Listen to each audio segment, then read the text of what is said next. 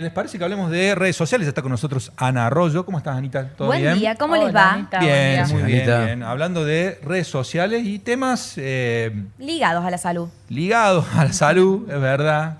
Sí. ¿Qué tenemos hoy? Bueno, el domingo, el 30 de noviembre, fue el día de la lucha contra los trastornos alimentarios. Y nosotros trajimos un tema a la mesa ligado también a las redes sociales y a la inteligencia artificial, que solemos hablar muy seguido, porque hubo una denuncia de un padre argentino que actualmente vive en Uruguay. Le vamos a poner de nombre Diego, él no quiere divulgar su identidad, que denuncia que su hija de 14 años seguía dietas que les daba ChatGPT. Ella ya tenía un trastorno alimentario de base, sufría de anorexia y bulimia, y el ChatGPT lo usaba como un consejero. Le daba consejos para comer pocas calorías, cómo vomitar y demás. Y bueno, el padre cuenta que esto fue empeorando con el tiempo. Fueron 9 meses en total de diálogo constante con el chat, donde le mandaba fotos de sus platos de comida y le decía cuántas calorías tenía aproximadamente. Y uno por ahí dice, ¿cómo el chat se da cuenta que esto está bien, que esto está mal?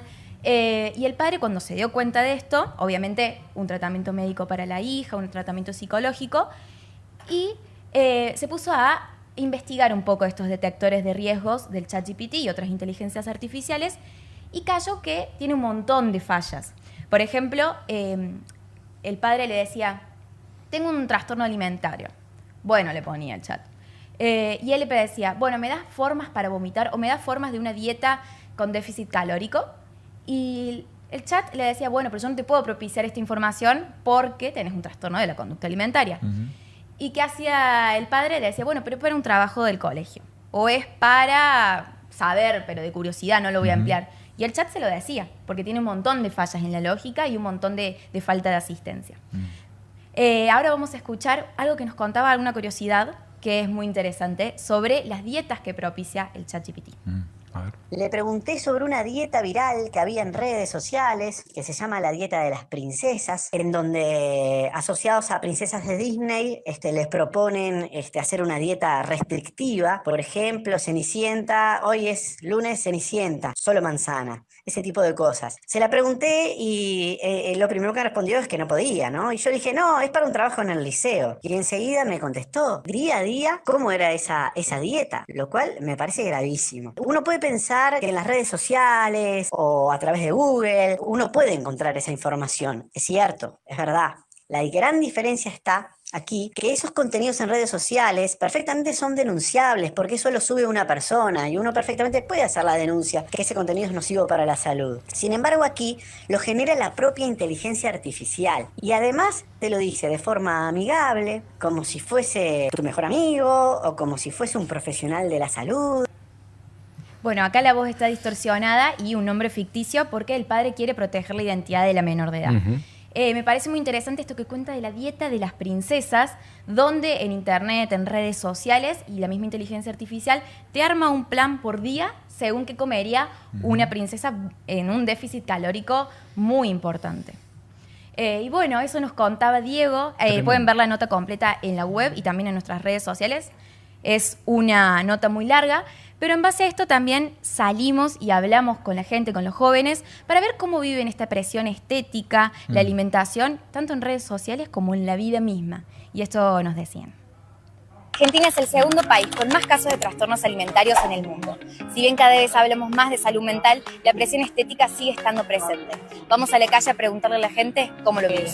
A ver las redes sociales, cómo se muestran o lo que quieren mostrar más que nada, que a veces que no muestran lo real de alguna manera, eso creo que también te influye. O sea, la naturaleza de redes sociales es mostrarse y que queda bien frente a cámara. Sobre todo cuando empezás a usar mucho las redes sociales o cuando era más preadolescente, entrando a la adolescencia, como que empezar esas comparativas.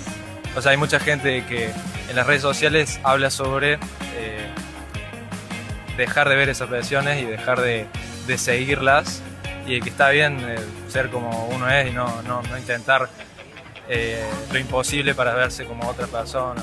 Sí, para mí va más que nada por ese lado, por las redes sociales, el contenido que consumimos siempre, que como que veneran cierto tipo de cuerpo, y eso es lo que va de a poco metiéndose y por ahí creemos que no, pero nos termina afectando después.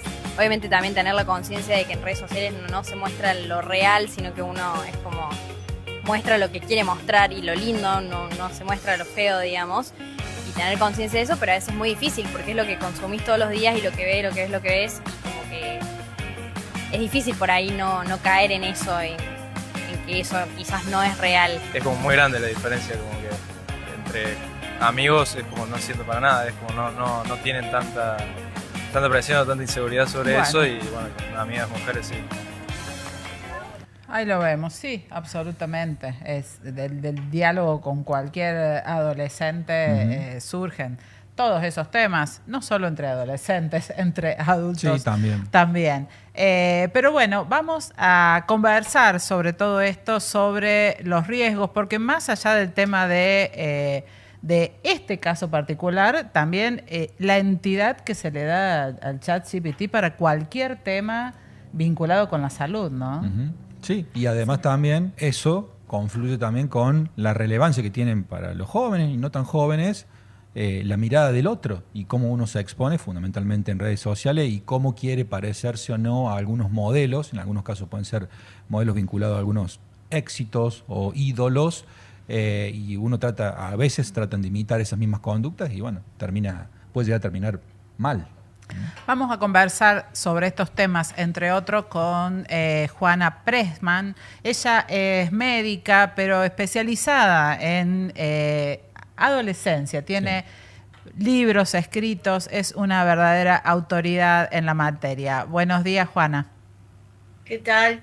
Un gusto verlos, los he leído, pero no los había visto nunca. Bueno, acá nos tenés. Vamos a decir en vivo y en directo, ambos.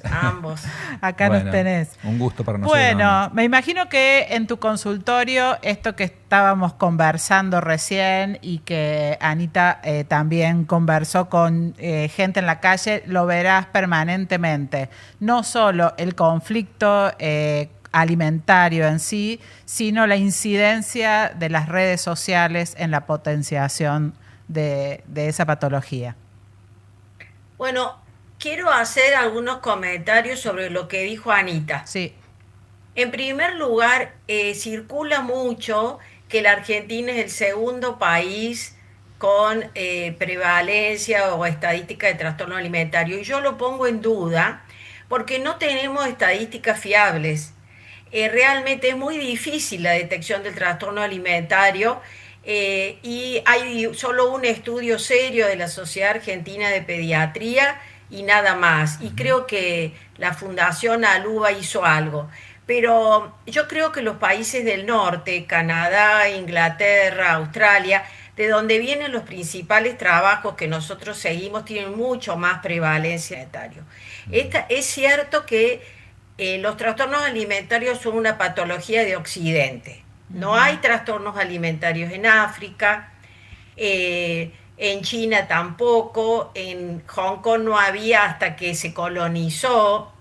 Es decir, tiene mucho que ver lo social. Eso por un lado. En segundo lugar, otro comentario que quiero aportar, los trastornos alimentarios que nosotros estudiamos son 4 o 5, diría yo. Anorexia, que es el que ahora ustedes están tratando, que es la restricción, la bulimia, que se caracteriza por los atracones y puede haber o no vómitos, los trastornos inespecíficos, que son los más frecuentes y los menos promocionados, los trastornos por atracones, que es una nueva categoría que se ve en los grupos de obesos, y un trastorno de la infancia. Uno no tiene anorexia y bulimia al mismo tiempo. O tiene uno o tiene el otro. Y puede haber una cosa dinámica. Puede ser que yo empiece con restricción, después tengo mucho hambre, empiezo con atracones y termino teniendo bulimia. La verdad que desde que apareció Instagram, yo tengo más pacientes. O sea, es una realidad. Instagram es la red social que se ocupa exclusivamente de la imagen. Es decir, es una instantánea de un momento, como antes era la Polaroid en el siglo pasado al que yo pertenezco. Entonces, al ser todo imagen, como dice una de las entrevistadas, uno va internalizando un modelo y se está comparando todo el tiempo. lo que ustedes cuentan de ChatGPT, yo no lo he vivido tanto, lo vivo más con Instagram y con los videos de YouTube. Pero lo que yo hago desde hace mucho, y lo hago en primera persona por la experiencia, no quiero, supongo que otras personas también lo harán, en la consulta lo primero que hago es preguntar qué ven en el celular. Eso ha cambiado el modelo de mi entrevista clínica, porque yo cuando cursé medicina nos enseñaron en semiología a hacer la anamnesis, que es el diálogo con el paciente. Nunca, y en esa época no había internet, ¿qué preguntábamos? ¿Dónde vive? ¿A qué escuela va? ¿Qué hacen? Lo seguimos preguntando, pero lo primero que yo pregunto es eso. Y lo segundo que hacemos con la anuencia del adolescente, revisamos juntos el celular. Ajá. Porque, porque todos ahora, todos los humanos, creo, de Occidente, tenemos doble vida. Vivimos en el mundo real y en el mundo virtual. Vivimos en dos mundos paralelos, absolutamente paralelos. Entonces hay que revisar no solo el mundo real, sino el mundo virtual. Y esto también va para los padres. Los padres, que es una generación que depende de la edad, tiene destrezas digitales, pero no las mismas que los chicos, tienen que acostumbrarse a revisar el mundo virtual y a cuidar el mundo virtual. Y la forma más importante de prevenir y de usar bien estas herramientas, porque sin duda que el ChatGPT es una herramienta, es desarrollar el pensamiento crítico.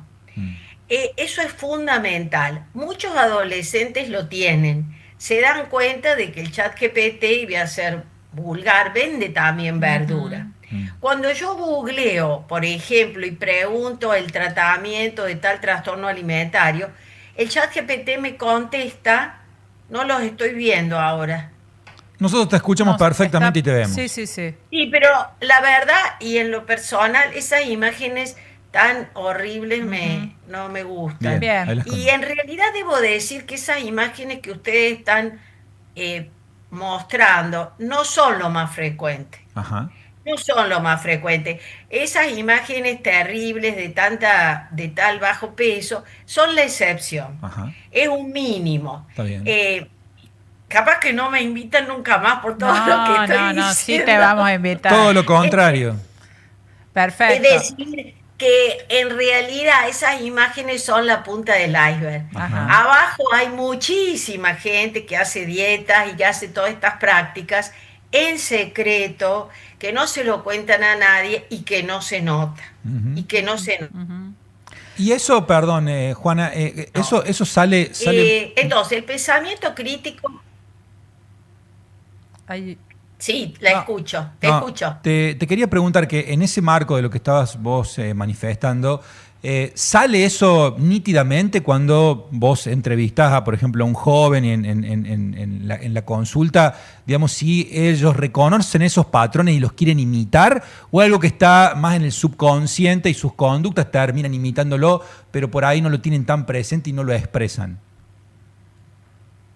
Mira, claro que yo tengo una muestra sesgada, Sí, claro. que son los chicos que o traen los padres o vienen ellos porque están motivados para cambiar. O sea, no es una muestra aleatoria en una escuela. Bien. Pero en general los chicos son muy conscientes.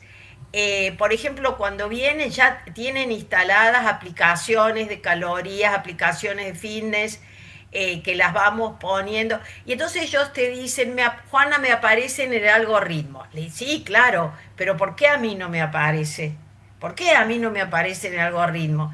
Entonces, revisamos eso y con el tiempo ellos van poniendo que eso lo aprendí de ellos, no me interesa, bueno. Claro. Esta nueva cuestión del ChatGPT es mucho más compleja y peligrosa por lo que efectivamente dice el audio de ese papá. Porque no es alguien que lo subió, sino que es esta cosa amorfa, que no sé, que es el peligro verdaderamente de la inteligencia artificial que alerta muchas veces Yuval Harari, historiador israelí que ha escrito tantos libros y que cuestiona mucho la inteligencia artificial. Entonces, realmente el gran desafío nuestro como adultos es educar a estas nuevas generaciones en el uso crítico de la inteligencia artificial, para esto y para cualquier otra práctica, porque puede ser cómo suicidarse, cómo consumir droga, el tema del vapeo, que se ha generalizado muchísimo y es súper tóxico, es decir, y también de los cuidadores de compartir el mundo virtual, que es algo que no vemos que se haga con mucha frecuencia, aunque los padres están tratando de que los chicos no tengan smartphones cada vez más y en muchos países ya está prohibido el uso de smartphone antes de los 13, en algunos países antes de los 15 años. Y lo que yo estoy viendo con mis pacientes, ya muchísimas escuelas dejan el celular cuando entra y los chicos están re contentos. Están re contentos del cambio. O sea que me estoy saliendo de los trastornos de la conducta alimentaria, pero creo que el gran desafío es el uso de las nuevas tecnologías. Bien. La última pregunta que te hacemos, Juana, te la hace Anita. Juana, ¿cómo estás? Vos dijiste que hay distintos trastornos de la alimentación que son como la base del iceberg. ¿Qué recomendaciones podrías darle a los padres de estos niños, estos adolescentes, como para ir detectando? Porque por ahí no son señales tan notorias, pero quieren decir algo. Totalmente, Anita. La principal señal, o te diría dos. Una es hacer dietas de adelgazamiento sin supervisión médica. Es decir, es el pediatra el que tiene que decir y los padres decidir, porque ¿quién inicia una dieta de adelgazamiento? La segunda cuestión es cuando los chicos se vuelven vegetarianos, que es una nueva moda, nueva entre comillas, que a veces detrás de una filosofía del cuidado de los animales es el comienzo de la restricción. Y la otra señal es cuando empiezan a estar muy desconformes con el cuerpo siendo con peso normal. Es decir, empiezan a decir, tengo panza, tengo muchos rollos, no me quiero poner la malla. Por ejemplo, ¿por qué ayer fue el día de prevención? Porque ahora empieza lo que yo le llamo temporada alta de los trastornos alimentarios. Claro. Los adultos empiezan todos a ir al gimnasio, empieza a hacer calor, y ahí empiezan las chicas, sobre todo, tenía razón esa persona que entrevistaste, son sobre todo las chicas. La proporción de personas afectadas sigue siendo más o menos 9-1, 9 mujeres por un varón. Yo siempre digo que ¿por qué las mujeres tenemos que ocupar poco espacio? Las feministas han hecho mucho por la prevención de los trastornos alimentarios, porque tiene mucho que ver con este tema de las mujeres solo a través de la imagen. Es decir, nosotros trabajamos mucho con las chicas ese tema de los derechos y del protagonismo. Y termino. Si yo estoy todo el día como mujer preocupada de adelgazar, de hacer fitness, no pienso en otras cosas, en proyectos, en desarrollarme como persona, ocupar lugares de liderazgo. Estoy concentrada en una cosa muy narcisista que es el cuerpo. Entonces, para los padres, ojo con las dietas de adelgazamiento. Yo diría eso primero de todo. Ojo con volverse vegetariano y vegano, y ojo cuando empieza la disconformidad en el cuerpo. Que consulten a su pediatra, a su médico de adolescente, y que ellos mismos minimicen, porque también muchos padres, o madres y madres, tienen terror que su hijo sea gordo. Terror. Sí. Entonces, eso también se transmite. Claro. No tienen tanto miedo que, qué sé yo, que no hable bien inglés, pero tienen miedo a... nosotros en Argentina somos un país, y en eso sí, muy pendiente de la imagen. Sí. Sí. Muy pendiente de la imagen. Si para nosotros la imagen es todo, cuando es lo más frágil y transitorio, porque todos nos vamos a volver viejos. Exactamente. Bueno, Juana, muchísimas gracias por el tiempo, ha sido muy Y interesante. te vamos a volver a invitar. Sí, sí, por supuesto. Bueno, con todo gusto. Lucía, muchas gracias. Tiene una productora muy eficiente y amable. Lo sabemos. Bueno, que tengas un buen miércoles. Gracias. Igualmente, chao. Hasta luego. Buen día.